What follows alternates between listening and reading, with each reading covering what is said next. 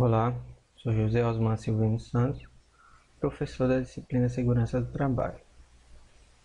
Para a gente começar a tratar sobre segurança, falar sobre segurança do trabalho, vamos apresentar algumas definições.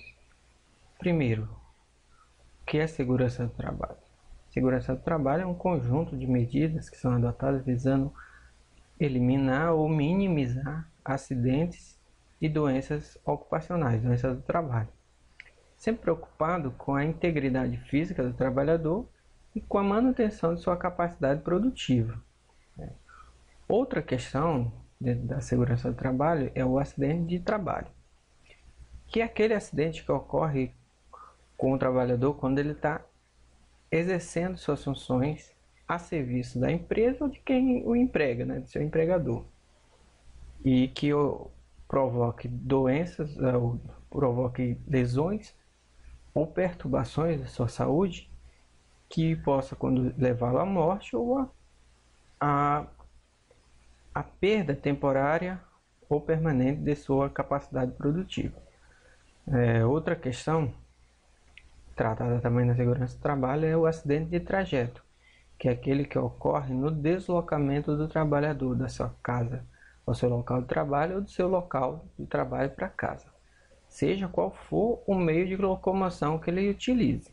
Se o acidente ocorreu nesse deslocamento do trabalhador da casa para o trabalho, do trabalho para casa, independente da forma de locomoção que ele utilize, é característico como um acidente de trajeto. Outra questão também é a doença do trabalho.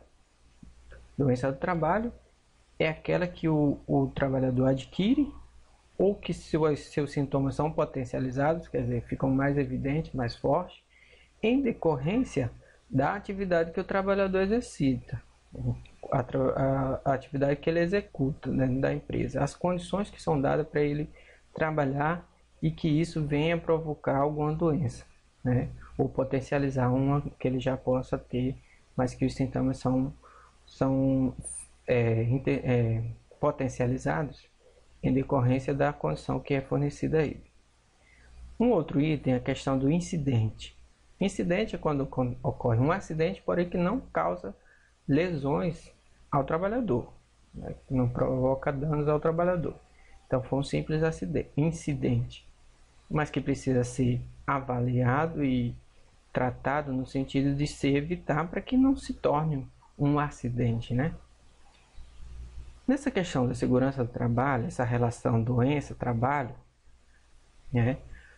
e quem primeiro fala sobre isso, quem primeiro trata sobre isso é Hipócrates, no século IV a.C., onde ele estudou doenças dos trabalhadores das minas, os mineiros, que apresentavam sintomas e doenças que ele associou no seu estudo à contaminação por chumbo. Ele constatou que esses mineiros, esses trabalhadores das minas, estavam se contaminando com chumbo, que é um elemento tóxico, altamente tóxico. Com a Revolução Industrial, aí no século XVIII, inicialmente na Europa, depois se expandindo por todo o mundo, você tem uma mudança de um trabalho artesanal, de uma produção artesanal, para uma produção mecanizada, com máquinas e ferramentas que intensifica a produção, aumenta a produtividade. Você tem a organização das indústrias. E nessas indústrias você vai ter jornada de trabalho excessivo, várias horas de trabalho, mais de 12 horas de trabalho, jovens, mulheres, homens trabalhando em condições precárias, trabalhando com máquinas que eles não eram capacitados para exercer a função com essas máquinas. Então aí você tem um alastramento, um aumento nos acidentes e nas doenças do trabalho. No Brasil, essa questão dos acidentes e o tratado com essas questões de acidentes e doenças do trabalho segue o panorama mundial, Porém, você vai ter as leis aí que vai assegurar ao trabalhador essa condição do trabalho seguro. Na legislação brasileira, que vem assegurar a questão da segurança do trabalho, você tem a Constituição de 1988, a Constituição Federal, que é uma lei mais estável, quer dizer, tem mais dificuldade de se alterar o que está posto nela, como a lei máxima nessa questão da segurança do trabalho. Aí você tem as leis complementares, as leis ordinárias, os decretos, portarias, as normativas, né, as normas regulamentadoras, que são quem vai determinar o passo a passo dessa questão da segurança do trabalho. As portarias, decretos e normas regulamentadoras, elas são leis, são instrumentos legais menos estáveis, quer dizer, se altera com maior facilidade. Mas é nessas decretos e portarias e normas que está o detalhamento de como deve ser conduzida a questão da segurança do trabalho. A Constituição ela é mais generalista, ela assegura o trabalhador o direito a trabalhar com segurança, mas ela não especifica como deve ser isso. E essa especificação vai estar nos decretos, nas portarias, nas normas regulamentadoras. Então você tem a Lei 6.514 de 77, né, que é uma lei que alterou a CLT, que a CLT é a consolidação das leis trabalhistas, né, que engloba várias leis que tratam da questão do trabalho. Você tem a portaria 3.214 de 78, né, que ela estabelece a questão das normas regulamentadoras, né, ela determina a existência dessas normas regulamentadoras para especificar as questões trabalhistas, né, de segurança e outras questões envolvidas. Você tem a Lei 8.213 de 91, que dispõe sobre os benefícios da Previdência Social nessa questão de segurança à saúde do trabalhador. As normas regulamentadoras, elas tratam de questões diversas. Por exemplo, a NR1, a norma regulamentadora 1, ela dispõe de forma mais geral sobre as normas regulamentadoras. Ela vai tratar do objetivo dessas normas, com coisa mais generalista. Mais especificamente, você vai ter outras normas que vai tratar de temas mais determinados. Aí você tem a NR2, norma regulamentadora número 2, você vai ter 3, 4 e, por exemplo, a 5, a norma regulamentadora 5, ela trata da Comissão Interna de Prevenção de Acidentes, da CIPA. Ela é específica sobre as CIPAs, ela vai dizer como deve funcionar a CIPA, como ela deve ser organizada, quem deve compor. Então ela é mais específica nessa questão. A NR6 fala dos EPI, que é Equipamento de Proteção Individual, né? A NR16 trata das atividades e operações perigosas, quer dizer, questão de periculosidade. Então isso vai ser tratado na NR16. A NR26 trata da questão de sinalização de segurança dentro do ambiente de trabalho. Então, essas normativas elas vão tratar de questões diversas. Por que se trabalhar então a questão da segurança do trabalho, né? A questão da prevenção de acidentes e doenças do trabalho? Porque os números são gigantescos, são números relativos a acidentes de trabalho, por exemplo. De 2007 a 2013, você tem 5 milhões, em torno de 5 milhões de acidentes de trabalho, né? E 45% desses acidentes resultaram na morte do trabalhador. Então são números grandes, um período de 6 anos ainda. Então, por isso que é importante trabalhar a questão da segurança do trabalho, a prevenção e a segurança na prevenção de acidentes e nas doenças do trabalho. Nessa questão da prevenção dos acidentes de trabalho, existe um mecanismo, uma ferramenta muito importante que deve ser trabalhada dentro da empresa, dentro da instituição de trabalho, né? Empresa ou fazendas rurais, seja qual for, que é a questão que é o mapa de risco. Esse mapa de risco ele apresenta cores e simbologia, na verdade, os círculos são círculos, então é representação gráfica, né, do papel dos riscos e dos tipos de risco, dos grupos de risco, que é importante que a empresa tenha isso atualizado sempre, para saber quais os setores da empresa que está apresentando maior risco e qual tipo de risco que esse setor apresenta. Então, o mapa de risco é um instrumento que é importante saber, que se tem.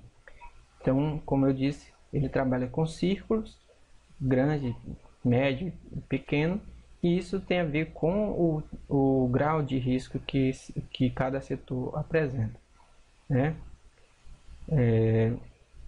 E ele deve ser construído participativamente, não deve ser uma questão do empregador, né, da empresa que vai lá e constrói esse mapa de risco.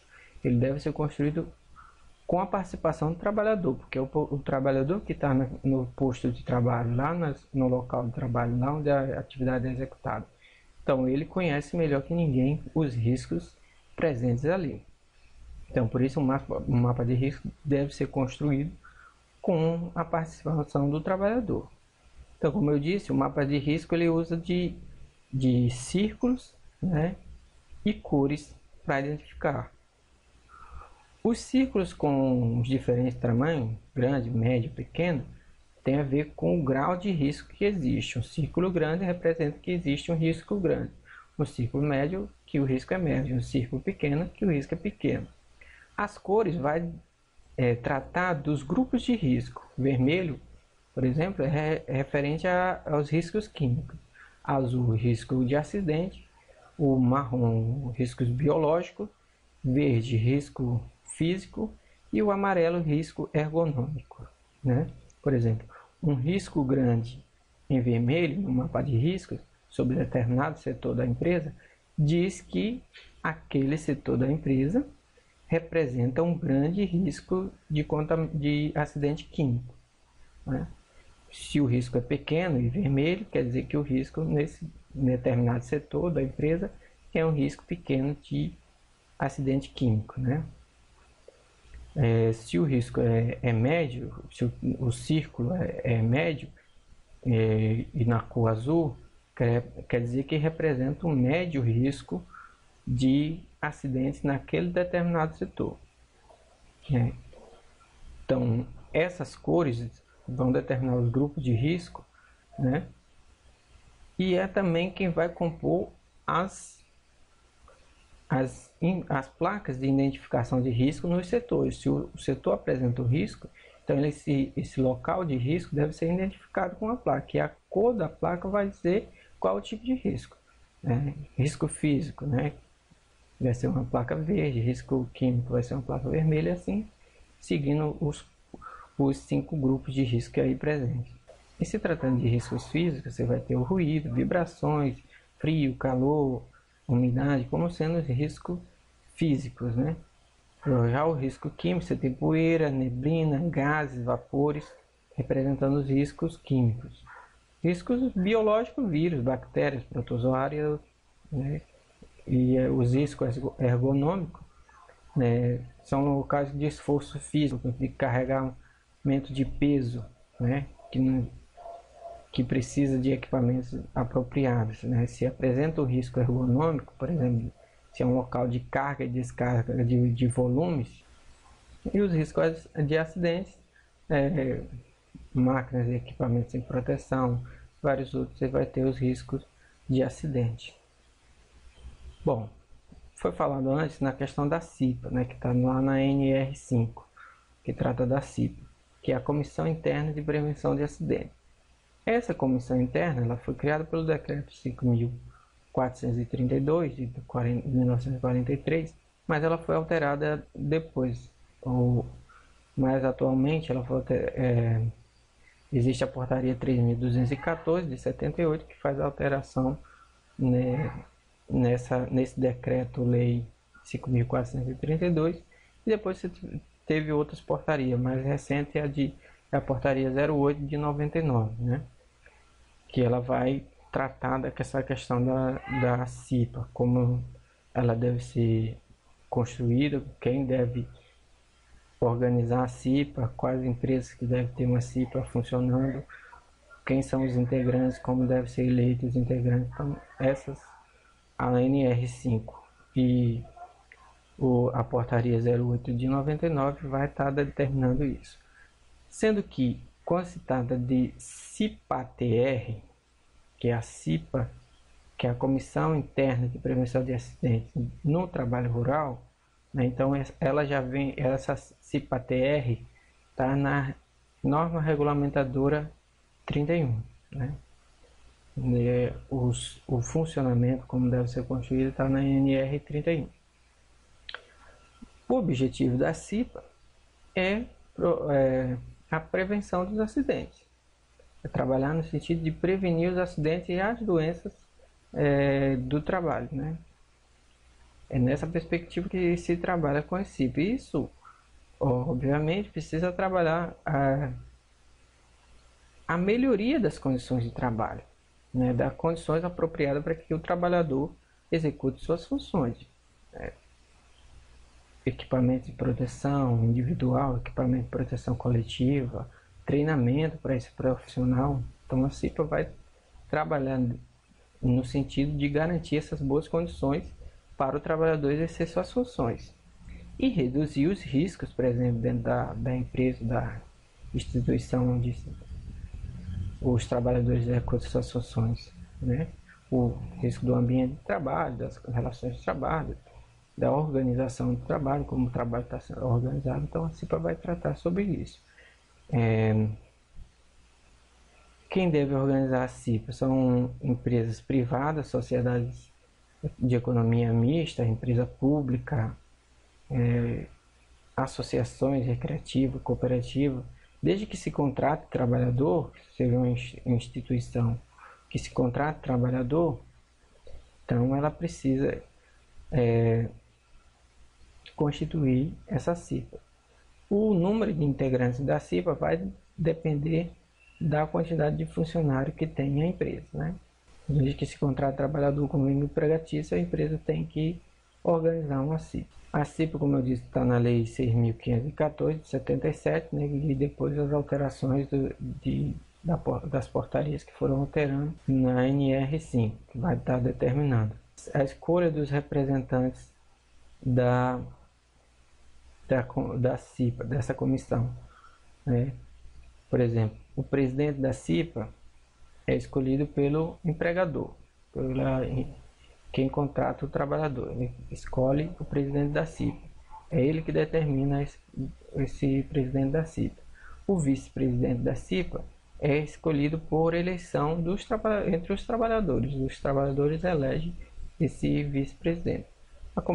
Essa comissão tem um mandato de 1 ano, podendo os ocupantes dos cargos se candidatar à reeleição, né? E é importante dizer que desde o momento da candidatura do trabalhador à comissão da CIPA até 1 ano após ele terminar seu mandato, durante esse período a empresa não pode demiti-lo sem justa causa. A questão do EPI, equipamento de proteção individual, ela tem essa importância de garantir a integridade física do trabalhador, né? Diante das condições que são dadas, da forma, do tipo de trabalho que ele executa, o EPI vem para proteger ele dos riscos inerentes à sua função. Então é um equipamento mais individual, né? Individualizado, quer dizer, ele tem um foco no trabalhador. O EPI está diretamente relacionado ao trabalhador e ele tem o objetivo de evitar ou diminuir as lesões ou doenças do trabalho. Os EPIs, ele vai ser de acordo, o tipo de EPI que o trabalhador vai utilizar vai ser de acordo com a função que ele executa. Por exemplo, se trabalha com um trator, por exemplo, no meio rural, é preciso que esse trabalhador utilize protetores auriculares, né, que vai garantir a proteção do seu sistema auditivo, né? Se trabalha em locais que tenha muita poeira, ele vai precisar de máscara. Se ele vai trabalhar com produtos químicos, Ele vai precisar de máscara, de óculos de proteção, de macacão, né? De luvas, né? São esses os equipamentos que vai ser preciso cada trabalhador nessa questão do trabalhar com produtos químicos, né? Então, de acordo com a atividade que ele executa, tem um EPI específico para ele, né? Por exemplo, para a proteção da cabeça, quem trabalha na construção civil, luvas, capacete relativo à proteção da cabeça, né? Luva mais na proteção das mãos. Então, é assim que funciona a questão do EPI, específico para cada atividade. Por exemplo, quem trabalha dentro de um escritório com questões usando computador, essas coisas, não vai precisar de um capacete, né? Aqui é uma proteção desnecessária nesse caso. Então, cada atividade, um EPI específico. E a questão dos EPI, como já foi dito antes, ele está determinado na NR6, que vai tratar aí das responsabilidades, quem é responsável por adquirir o EPI, quem é responsável por fiscalizar a produção e a comercialização desse EPI, né? Então, a NR6 que vai tratar disso. Já os equipamentos de proteção coletiva, os EPC, ele tem a preocupação com o ambiente de trabalho, né? Então, o objetivo dele é neutralizar as fontes de risco. Então, a preocupação dele, a função dele é o ambiente, né? Então, você vai ter exaustores, vai ter extintor de incêndio, vai ter cone de fitas, né, rede de proteção, né, como esses EPCs, equipamento de proteção coletiva. Os EPCs, eles podem ser fixos ou móveis, né? Dependendo da atividade, por exemplo, um extintor de incêndio pode ser retirado, colocado, mas por exemplo, um corrimão de uma escada, que é considerado um EPC, ele é um fixo, né? Então, os EPC têm a preocupação, tem um foco no ambiente, como eu falei, e o objetivo de eliminar, neutralizar ou sinalizar os riscos existentes em cada setor da empresa, em cada ambiente de trabalho. Bom, dentro dessa questão dos acidentes de trabalho, doenças de trabalho, vai ter um fator que é a questão de primeiros socorros, né? Em que, quando bem feito esse primeiro socorro, esse primeiro atendimento, pode salvar muitas vidas, né? Claro, ele vai ser feito por alguém que tenha o treinamento para isso, né? Que saiba fazer esses primeiros socorros, né? Antes da chegada da equipe médica, porque com a equipe médica no local, eles que se responsabilizarão por esse tratamento do acidentado, da pessoa com um problema de saúde. E tem o objetivo, né, os primeiros socorros tem o objetivo de preservar a vida, restringir o efeito da lesão, quer dizer, minimizar o efeito de uma lesão, né? Sempre na preocupação da recuperação da pessoa que foi vítima do acidente ou do problema de saúde. Na questão do choque elétrico, por exemplo, a primeira ação que se deve ter com alguém que sofre choque elétrico é de ligar o interruptor, a fonte de energia que está a quem essa pessoa que pegou o choque está diretamente ligado, né? Então desliga o interruptor ou a chave elétrica, que aí você corta a circulação da energia, e aí você pode fazer os procedimentos de primeiro socorro com mais tranquilidade. Sobre os animais peçonhentos, animais peçonhentos são aqueles que produzem peçonha, quer dizer, que produzem veneno, e que injetam esse veneno por alguma via, né, de inoculação. A abelha, por exemplo. A abelha é um animal peçonhento, porque ela produz a apitoxina e ela tem um ferrão para injetar esse veneno. Mas não é qualquer tipo de abelha, são abelhas do gênero Apis, que você tem o gênero Melípona, que não tem esse o ferrão, né? Então não se encaixaria como animais peçonhentos. As cobras, por exemplo, o, o mecanismo inoculador do veneno seria as presas, né? Onde ela injeta o veneno. Em caso de acidente com animais peçonhentos, o que se recomenda é não amarrar, não cortar, não tentar sugar o veneno. Deve manter a vítima, a pessoa deitada, e levar o sistema de saúde mais próximo para que lá seja feito o procedimento correto com relação a isso. Bom, gente, obrigado. É isso. Espero ajudar vocês nessa atividade.